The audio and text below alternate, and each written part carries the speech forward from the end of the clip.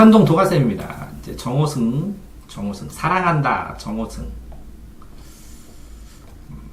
밥그릇을 들고 길을 걷는다. 아이고, 길을 가는데 밥그릇을 들고, 뭐 거리니까 밥그릇을 들고 도시락인가?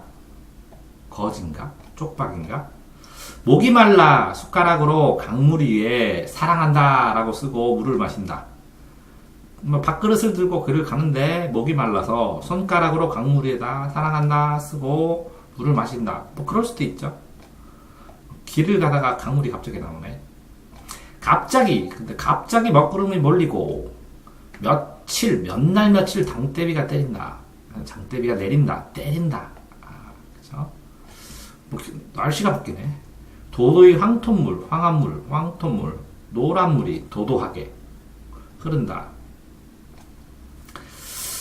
이게 도도히 흐르는 것은 몇 날 며칠 때리면, 뭐, 비가 개면, 이게 강하게 흘러가는 모양이 되는데, 제비꽃이 아파 고개를 숙인다.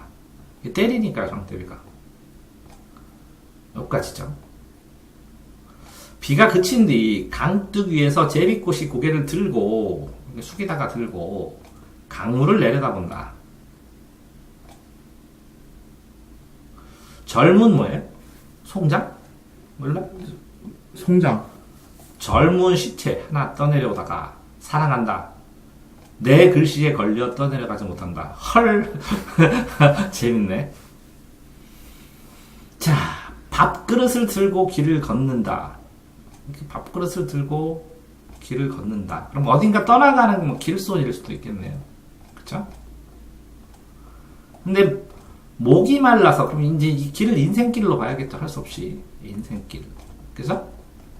인생길을 살아가는데 뭔가 목이 말라, 육체의 목이 말라일 수도 있고, 그죠? 물을 마시니까, 그죠? 강물은 뭐 역사의 강물, 세월의 강물일 수도 있고, 그죠? 그러면 육체의 목도 마르지만 정신의 목이 말라서 손가락으로 강물에다 사랑한다 쓰죠. 그런데 이 강물에 그럼 따라서 흘러 내려갔을 것 같죠, 완전히. 근데 여기 보면 사랑한다는 글씨에 걸리잖아요. 젊은 송장 하나가 떠내려오다가 이렇게 되잖아요. 근데 이걸 누가 봤어요? 제비꽃이 본 거예요. 강물을 내려다보다가. 그러니까 강둑 위에 제비꽃이 고개를 들고 이 제비꽃이 나일 수도 있고, 그죠? 아파서 고개를 숙일 수도 있고, 제비꽃이 나일 수도 있고, 아니면 이 실제적으로 여기에는 인간 세상과 여기에는 인간을 떠난 저 더 고차원 세계, 아니면 식물과 동물이 구분이 없는 세계, 그는 어떤 이상 세계의 존재인, 그죠? 제비꽃이 고개를 들고 아파하고 그리고 화류법이라고 할 수도 있지만, 그런 것보다는 또 좀 더 객관화된 세계, 이상적이보다는 객관화된 세계에서 이 인간 세계를 바라보는 것처럼 제비꽃이 이렇게 표현하는 게 더 낫겠죠. 그 인간 세계에 누군가가 강가에 가다가 밖으로 들고 가다가 여기다 사랑한다 라고 써놨는데, 맞지? 그런데 인간 세계에서 보면 이거 다 쓸려 내려가야 되잖아. 근데 요 이상한 세계, 객관성으로 바라보는, 제비꽃이 바라보는 이 인간 세계에서의 이 사랑한다는 글자는 남아있을 수 있죠. 이 흔적이 여기에. 됐나요? 자, 그러면 여기 보면 사랑한다 쓰고 물을 마신다. 그래서 어떤 인간이 사랑한다 쓰고 물을 마셨어요. 그쵸? 그러면 이게 뭐라고요? 사랑한다 라는 감정을 표현하면 세월의 강물, 인생의 강물일 수 있죠. 세월이나 인생의 강물. 이런 강물이 있는데, 제비꽃이 이제 비가 내리는 건 여기도 내리고 여기도 내리겠죠.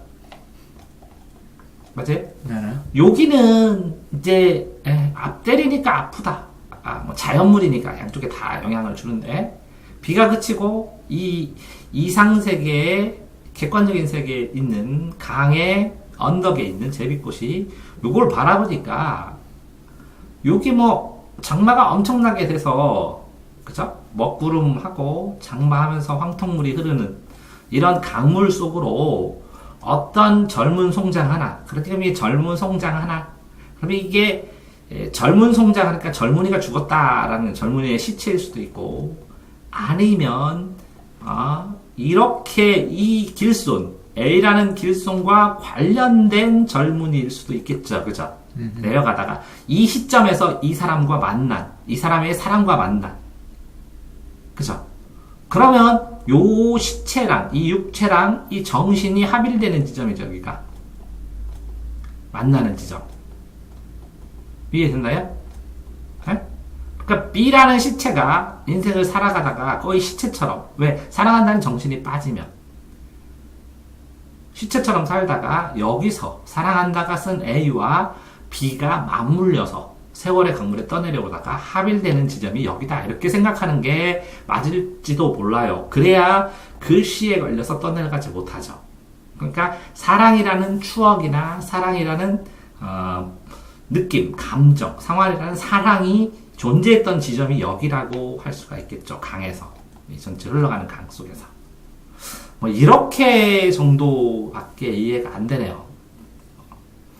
그러니까 실제적으로 이런 흐름은 이렇게 줄거리로 만들었지만 어쨌거나 이거는 이제 제가 이해하는 방식이고, 여기에서 보면 제비꽃이 고개를 숙이고 제비꽃이 고개를 들고 강물을 내려다보는 거는, 자, 제비꽃이 고개를 들고 연석으로 강물을 내다보는 것이지, 제비꽃은 고개를 들고 나는 강물을 내다보는 게 아니잖아요. 그 다음에 여기 보면 밖으로 길을 걷고 강물에 사랑한다 쓰고 물을 마셨는데 이렇게 며칠 달 비가 내리고, 그죠? 그런 상황에서 제비꽃을 이렇게 보고, 이건 제비꽃 문제, 여기는 강물 문제. 근데 여기서부터 여기까지는 여기서와 여기 이 전체 자연물을 얘기를 했다면, 여기 마신다 하고 요렇게 사랑한다, 젊은 성장하다 내려가다가 사랑한다, 네 글씨에 걸려 이렇게 나가 나오죠, 화자가. 그럼 이거는 강물이고 이건 제비꽃이라면, 그죠? 요 두 개, 여기서부터 여기까지, 그러니까 여기는 뭐라고요?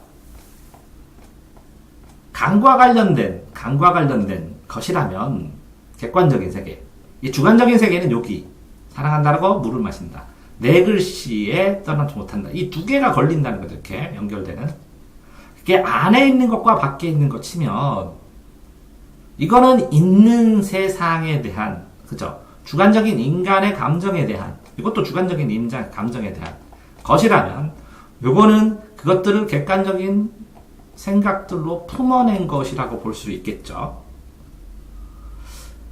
그렇다면 이렇게 사랑한다 라고 쓰고 물을 마신다, 청소년, 이게 물을 마시고 난 살아있는데 젊은 송장하다 떠내려 오다가 사랑한다, 네 글씨에 걸려 떠내려가지 못한다, 그러면 이거는 육체만 말한 것이 맞을 것 같고, 요거는 사랑한다로 연결시켜서 네 글씨야 이렇게, 그래서 요거 사랑한다 네 글씨에 걸려서 이거 두 개를 연결하는 구실을 사랑한다는 글자가 한다는 거겠죠. 됐나요? 그러면 결국은 여기에서 어떻게 보면 이게 두 개가, 여기는 주관 같고 여기는 객관이어야 되는데, 주관과 객관은 안에 집어넣음으로 인해서 여기서부터 여기까지는 이해가 되거든요. 주관은 이해가 되는데, 줄거리가 이걸 왜 집어넣냐라는 특성을 봐야 될 것 같은데, 이 강물을 몇 날 며칠 도도히 황토물이 흐른다, 이 물과 제비꽃, 요 두 개를 이야기해줌으로 인해서 도도하게 흘러가는 어떤 흐름 속에서 내 인간의 이 주변에서, 강 주변에서 일어나는 인간들의 삶, 이런 거를 조금 표현하고 싶었나? 뭐 이런 생각을 해봅니다. 어쨌든 이렇게 전체적으로 줄거리 자체가 주어나 뭐 목적어나 뭐 아니면 이 흐름 자체가 이렇게 뭐 이런 식으로 꾸미지 않으면 이해되지 못하는 상황에서 내 글씨, 사랑한다고 강물 위에 썼는데 그 글씨가 떠내려가지 않고 그 글씨에 걸려 있다. 그러니까 이 사랑한다는 것을 무형을 유형으로 다시 만들어서 무형을 유형으로 만들어서 그 안에 특이하게 이 송장, 시체라는 것들과 이 정신, 사랑한다는 글자와 이 두 개의 순간을 이렇게 캡처해서 얘기한 거는 그래도 재미있는 발상이 아닌가. 사랑한다로 이렇게 글자를 썼는데 그거에 걸려서 낚싯바늘처럼 딱 걸려서 나한테 딸려오는 그런 느낌이 들어서 재미있게 읽긴 했는데 또 명확하게 이렇게 해석해야 되느냐 어떻게 해석해야 되냐는 모르겠어요. 하지만 어쨌든 이렇게 아까 말씀드린 것처럼 사랑한다는 글씨와 시체를 연결시키는 것, 전체적인 강물의 흐름 속에서 어떤 객관적인 흐름들, 역사의 흐름 속에서 두 개를 연결시키는 어떻게 보면 주관적인 인간, 강물 옆에서 일어나는 인간의 삶들, 이런 것들에 대해서 생각해 보게 합니다. 동아쌤입니다.